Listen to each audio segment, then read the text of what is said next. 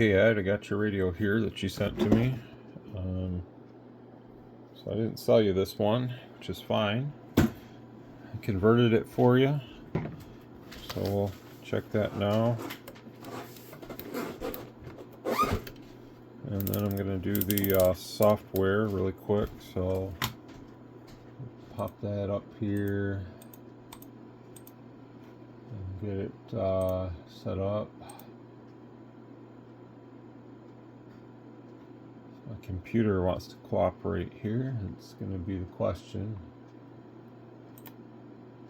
I don't use this PC too much. This is kind of like for my radio stuff.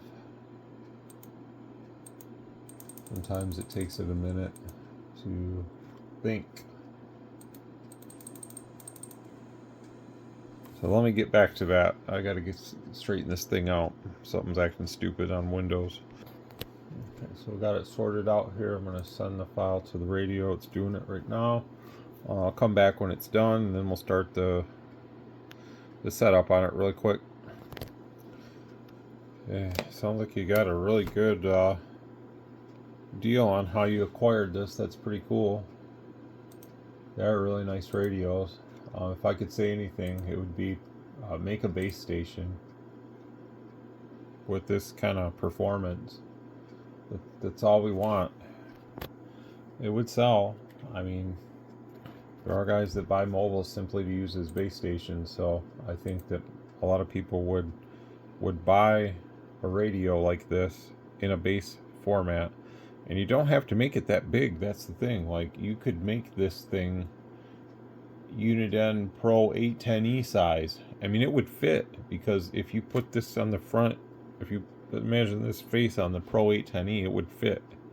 I'm not saying you have to use this face, but you know, you could change it up a little bit and make it look more like a base. But I mean, you don't have to make something really big. You could still do it and it would work well, but I don't know. Can't make people do things they don't want to do, I guess, in this life. So that's all we can say to that. Let's see what we're looking for here. So we gotta go to a mode with a carrier, like FM. So let's see, what do we got here? I want to check the power and stuff first. I'll come back to the frequency, but I want about 50 or as close as I can get. Sometimes they won't let you get the full 50. See? That's where it's maxing out. I don't think you really use FM too much anyways, but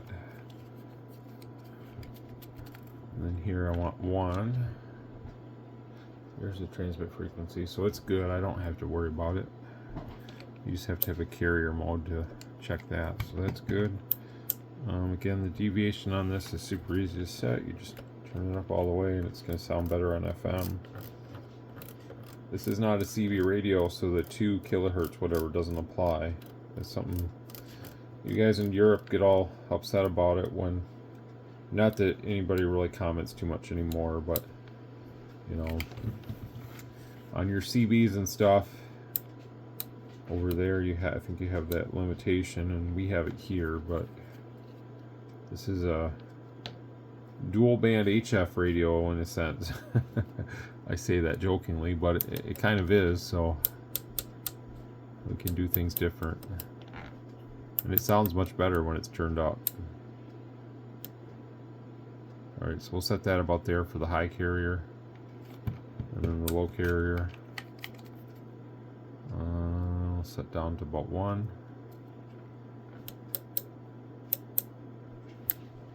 Okay, a little bit less. And then we'll set our audio, so let's get that ready. Alright.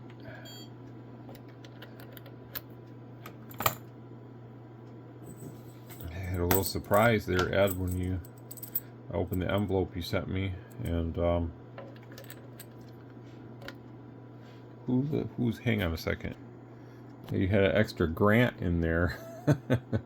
So I assume, like you said, it was definitely a mistake. So I understand, and that's why I asked you.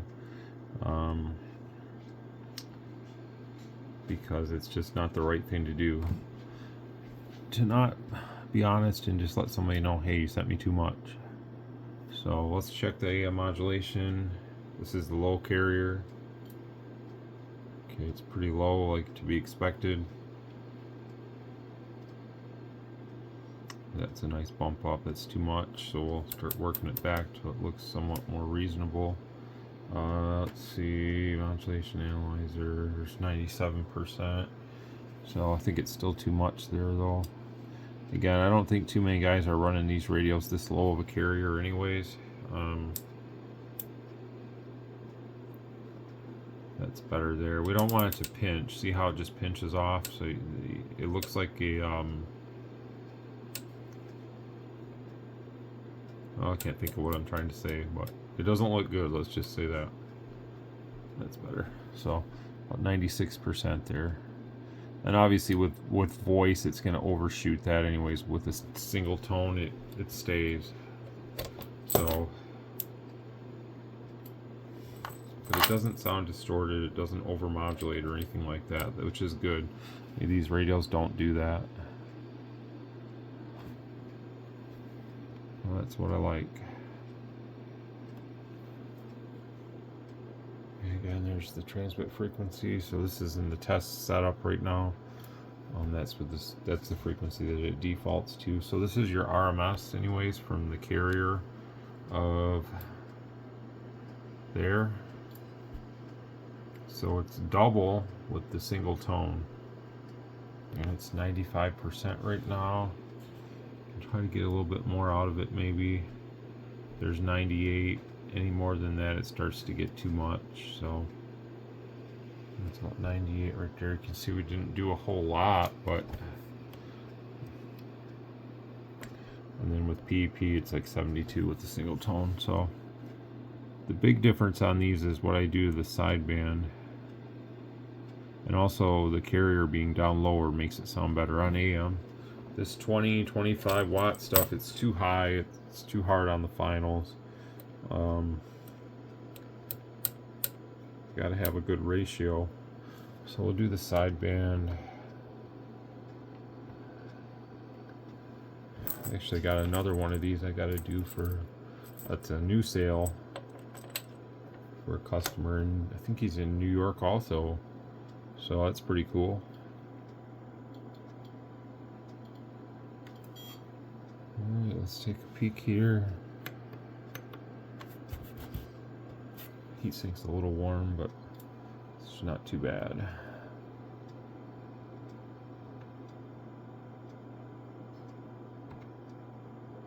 Let's scale that in a little bit more. There we go. Okay, so way too much RMS power on sideband. That's why it looks like that. And it doesn't look very good here either, so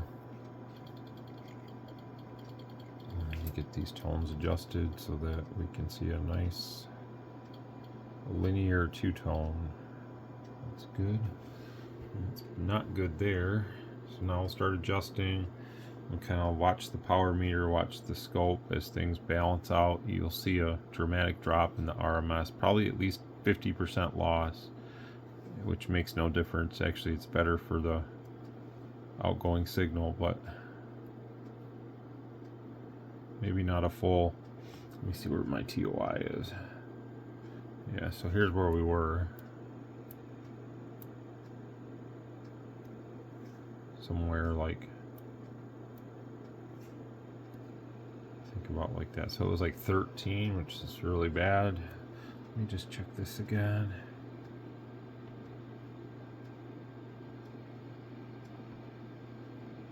Make sure I'm lined up the right way.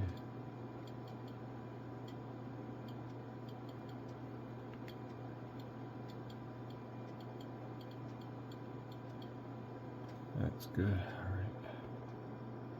So about 13. So we're gonna cut her back to bring that up to about 20 at least. So there you go. And about a loss of about half, 50%. So you want to have a nice clean signal on sideband. The radio's gonna be so much happier running power like this versus how it was. So, you know, these MOSFETs and these kind of rails aren't the most effective or efficient way to produce power. I mean, obviously they work, and we've been running these kind of radios for years now, but I mean, it's kind of a poor power amplifier stage. I mean, your modern HF radios, a lot of them do use MOSFETs, but they're way better and way higher quality. But again, like anything, it comes down to cost.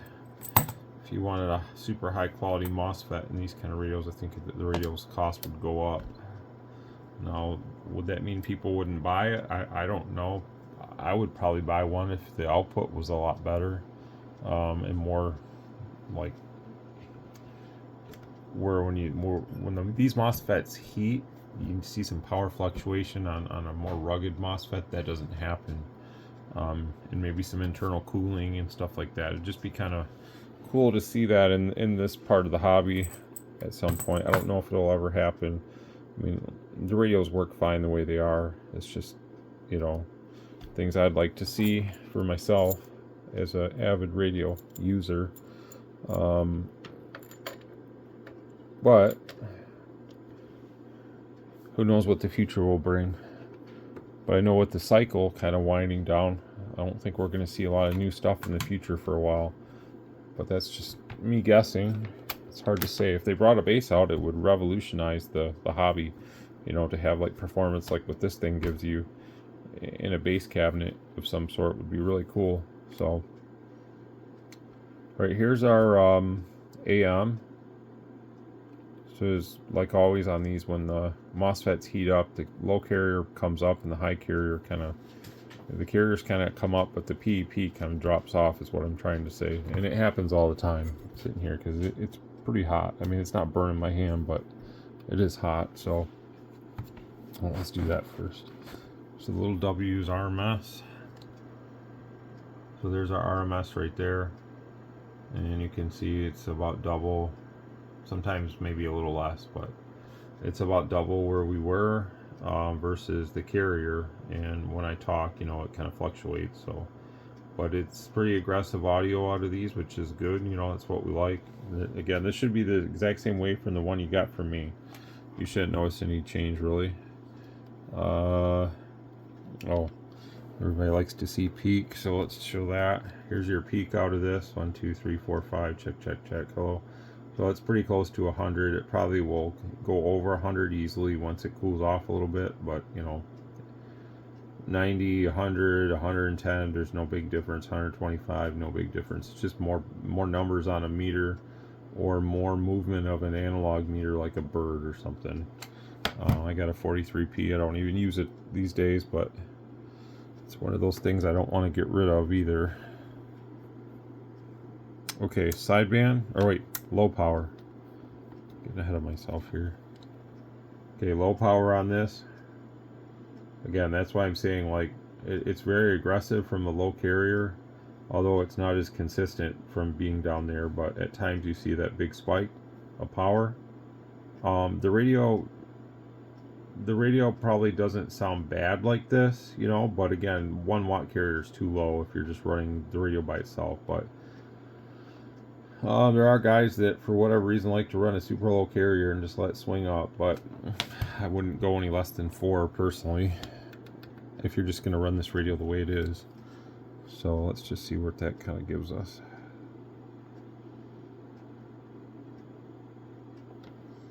Okay, so here's the RMS at 4, so it's over double at times, maybe sometimes just a little less, but you know, it does jump up quite a bit at times, so I think it's pretty aggressive even down here. And then PEP, the PEP from 4 is really good. So this is kind of like, if you're not going to run anything else, I would run it at this level. The audio is going to just be a little stronger, I think, with the lower carrier. So, but that's just, you know, something I see. Sideband on this, just like the last one, you're not going to see a big fluctuation in the meter. but you will, on a good quality power meter like such, you will see the good numbers, close to 80, 90, 100 watts PEP out of this thing. So there it is, and it's looking really good there. It's I think about 3 to 4 kilohertz. I think there's a setting in there for that, actually. I can't remember, but no, actually I think that's just for the receive sound. I'd have to double check, but you know how the radio works. You have one already, so I'm just setting it up for you. Let's just put this on the air really quick and see how it receives. Should be the same as your other one, and then I'm gonna get it boxed up and ready to send back. Yeah, we got QRM, that's for sure. Well, it's been nice working you. Thank you for the shout. I'm copying you Q4 to Q5 here, actually. And we've got clear skies in the high 60s, and it's going to be cooler going on forward. This is 749 Dave in Grass Valley. That was an interesting sounding Roger beep. Beep.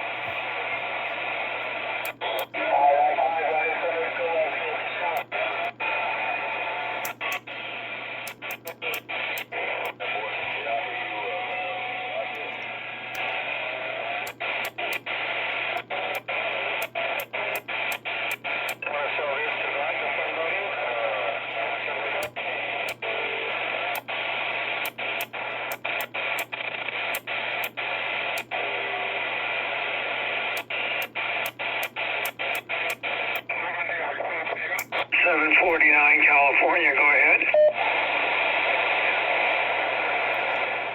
Alright, well, I'm not going to hold it. That's on my Mako V5000. That's my main antenna for CV. It's probably 66 feet or 68 feet or something like that to the base of it, where it connects to the mast. So it's up there a ways. It does really good. I don't have the radials on it though. I have I have my 2-meter beams mounted on a cross boom right under it. So I got a 9-element horizontal on like one side, and then I got a 13B2 vertical 2-meter on the other side, and then my V5000. So it's just the hoop and then the crossbar with the beams. So there's no 5/8 vertical or 5/8 ground planes on it, or whatever they are. And it works well, and it tuned good, and so far no problems with any moisture getting in it anywhere or anything like that, so I'm really happy with it. I really don't miss having a directional antenna that I constantly have to turn and stuff. I actually just like having that ground plane up there. Alright, Ed, we'll get this heading your way, and I'll have that grant back in there for you. And 73, appreciate it.